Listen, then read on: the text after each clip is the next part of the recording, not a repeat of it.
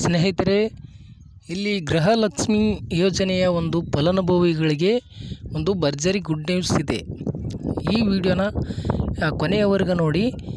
ನಾನು ಹೇಳುವಂಥ ಪ್ರತಿಯೊಂದು ಮಾಹಿತಿಯಲ್ಲಿ ನಿಮಗೆ ಉಪಯೋಗ ಆಗುವಂಥ ಮಾಹಿತಿ ಇದೆ ಮತ್ತು ನಿಮಗೆ ಒಂದು ಖುಷಿ ಪಡುವಂಥ ವಿಚಾರ ಈ ವಿಡಿಯೋದಲ್ಲಿ ಇದೆ. ಯಾರೂ ಕೂಡ ವಿಡಿಯೋನ ಮಧ್ಯದಲ್ಲೇ ಸ್ಕಿಪ್ ಮಾಡ್ತಾ ನೋಡಬೇಡಿ. ಪ್ರತಿಯೊಂದು ಪಾಯಿಂಟ್ನು ನೀವು ಕೂಡ ಅರ್ಥ ಮಾಡ್ಕೊಳ್ಬೇಕು. ಇಲ್ಲಿ ಪ್ರತಿಯೊಂದು ಗೃಹಲಕ್ಷ್ಮಿಯ ಒಂದು ಸಂಪೂರ್ಣವಾದಂಥ ಕೆಲವೊಂದಿಷ್ಟು ಮಾಹಿತಿಗಳನ್ನು ನಾನು ನಿಮಗೆ ತಿಳಿಸ್ಕೊಡ್ತಾ ಇದ್ದೀನಿ. ಇಲ್ಲಿ ಪೆಂಡಿಂಗ್ ಹಣ ಯಾರಿಗೆ ಬಂದಿಲ್ಲ, ಇನ್ನೂ ಪೆಂಡಿಂಗ್ ಯಾರ್ಯಾರ್ದು ಹಣ ಪೆಂಡಿಂಗ್ ಇತ್ತೋ ಅಂಥವ್ರು ಕೂಡ ವಿಡಿಯೋನ ಕೊನೆಯವರೆಗೂ ನೋಡಿ. ಮತ್ತು 1 ಅಥವಾ 2 ಕಂತುಗಳು ಯಾರ್ಯಾರಿಗೂ ಕೆಲವೊಂದಿಷ್ಟು ಕಂತುಗಳು ಬಂದಿರಲ್ಲ ಅಂಥವ್ರಿಗೂ ಕೂಡ ಇಲ್ಲಿ ಒಂದು ಗುಡ್ ನ್ಯೂಸ್ ಇದೆ. ಇನ್ನು ಕೆಲವೊಂದಿಷ್ಟು ಜನರಿಗೆ 20,000 ರೂಪಾಯಿ ಗೃಹಲಕ್ಷ್ಮಿ ಕಡೆಯಿಂದ ಬಂದಿದೆ. 20,000 ರೂಪಾಯಿ ಇದೇನು ವಿಶೇಷ, ಇದನ್ನು ಕೂಡ ತಿಳಿದುಕೊಳ್ಳೋಣ. ವಿಡಿಯೋನ ಮಧ್ಯದಲ್ಲಿ ಎಲ್ಲೂ ಸ್ಕಿಪ್ ಮಾಡೋಕ್ಕೆ ಹೋಗಬೇಡಿ. ಹಾಗೆ ನಮ್ಮ ಚಾನಲ್ನ ಇನ್ನೂ ಸಬ್ಸ್ಕ್ರೈಬ್ ಆಗಿಲ್ಲ ಅಂತಂದರೆ ದಯವಿಟ್ಟು ಸಬ್ಸ್ಕ್ರೈಬ್ ಮಾಡ್ಕೊಳ್ಳಿ. ಹಾಗೆ ಈ ವಿಡಿಯೋಗೆ ಒಂದು ಲೈಕ್ ಮಾತ್ರ ಕೇಳ್ತಾ ಇದ್ದೀನಿ. ಒಂದು ಲೈಕ್ ಮಾಡಿ ಸ್ನೇಹಿತರೆ ನಿಮ್ಮ ಕಡೆಯಿಂದ. ಬನ್ನಿ ಸಂಪೂರ್ಣವಾದಂಥ ಗೃಹಲಕ್ಷ್ಮಿ ಒಂದು ಯೋಜನೆಯ ಕೆಲವೊಂದಿಷ್ಟು ಮಾಹಿತಿಗಳು ತಿಳಿದುಕೊಳ್ಳೋಣ. ನಾನು ಕೆಲವೊಂದಿಷ್ಟು ಪಾಯಿಂಟ್ಗಳು ನಿಮ್ಗೆ ಹೇಳಿದ್ದೀನಿ. ಆ ಪಾಯಿಂಟ್ ಬಗ್ಗೆ ಸಂಪೂರ್ಣವಾದಂಥ ವಿವರನ ತಿಳಿದುಕೊಳ್ಳೋಣ.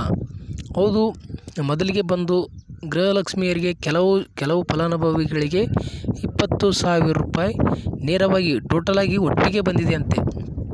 ನಾನು ಕೆಲವೊಂದಿಷ್ಟು ಜನರ ಒಂದು ಖಾತೆ ನೋಡಿದರೆ ಕೆಲವೊಂದಿಷ್ಟು ನಮ್ಮ ಹತ್ರ ಇರುವಂಥ ಕೆಲವೊಂದಿಷ್ಟು ಜನರ ಖಾತೆಗೆ 20,000 ರೂಪಾಯಿ ಬಂದಿದೆ. ಏನು ಗೃಹಲಕ್ಷ್ಮಿ ಕಡೆಯಿಂದ ತಿಂಗಳಿಗೆ 20,000 ರೂಪಾಯಿ ಬರೋ ರೀತಿ ಮಾಡಿದ್ದಾರೆ ಸರ್ಕಾರ, ಅದನ್ನು ಕೂಡ ನಿಮಗೆ ತಿಳಿಸ್ತೀನಿ. ಸ್ನೇಹಿತರೆ, ಇಲ್ಲಿ ಗೃಹಲಕ್ಷ್ಮಿ ಯೋಜನೆಗೆ 20,000 ರೂಪಾಯಿ ಪ್ರತಿ ತಿಂಗಳು ಬರೋದಿಲ್ಲ.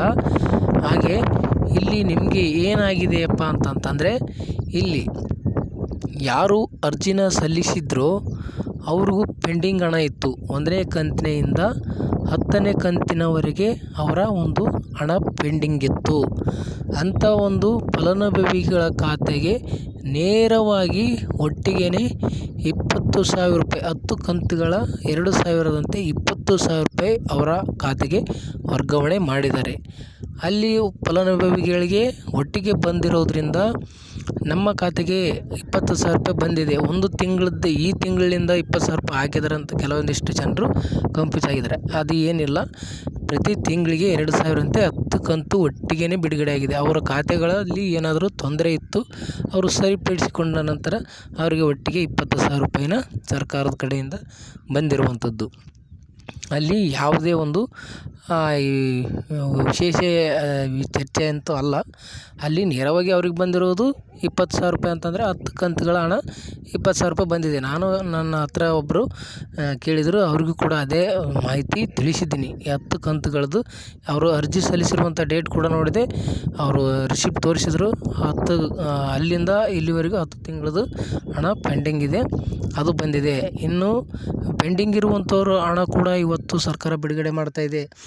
ಈಗ ಯಾಕೆ ಅವರಿಗೆ ಕೆಲವು ಜನರಿಗೆ ಮೊದಲು ಜಮಾ ಆಗಿದೆ, ನಮ್ಗೆ ಯಾಕೆ ಜಮಾ ಆಗಿಲ್ಲ ಅಂತ ನೀವು ಕೇಳ್ಬೋದು.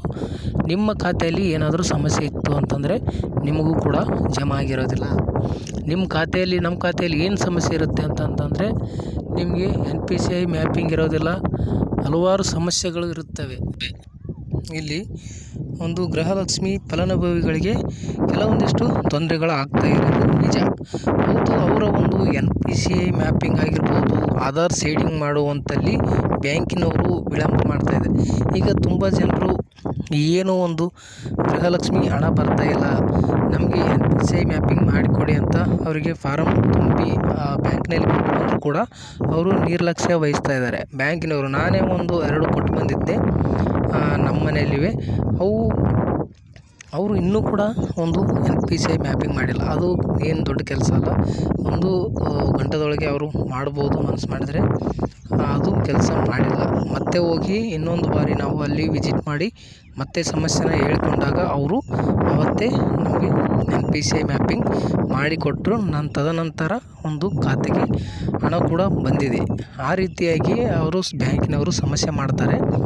ಹಾಗಾಗಿ ನೀವು ಕೂಡ ಒಂದು ಏನಾದರೂ ಗೃಹಲಕ್ಷ್ಮಿ ಯೋಜನೆ ಹಣ ಪೆಂಡಿಂಗ್ ಇತ್ತು ಅಂತಂದರೆ ನಾವು ಕೊಟ್ಟು ಬಂದಿದ್ದೀವಿ ಅಂತ ಸುಮ್ಮನೆ ಕುಂತ್ರೆ ಆಗೋಲ್ಲ. ನೀವು ಬೇಕಂದರೆ ಚೆಕ್ ಮಾಡ್ಕೊಳ್ಳಿ.